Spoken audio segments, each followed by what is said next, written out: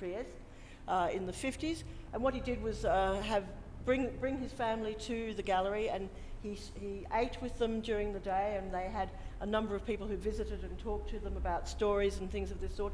Then they left. That happened for 30 days.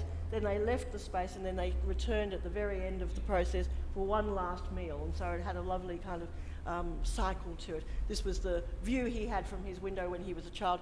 They had an outdoor cinema that he could only see a slither of, and so it was all very confusing. But it was a really beautiful project. It was a very emotional project, I think, and a project that, you know, was interesting to do because his practice is always very ephemeral.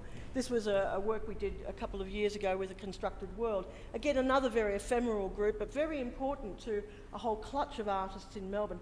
I believe it's incredibly important for people not to get amnesia. It happens very often in our business, and quite quickly, that you can just forget that people have done things and they go off the map. But ACCA is very much about always reminding people of the people who've been before, who've laid the path down, etc. So it's a rolling part of our program. The next person that we're looking at will be Lyndall Jones, whose massive projects have never been assembled before. It's the kind of work that you won't see in, you know, the State Gallery, I suspect, who really are very devoted to easel-based works. We've just scooted past something that was the labyrinthine effect that I did. It had Rodney Graham in it, and he's in town. That was a very good piece.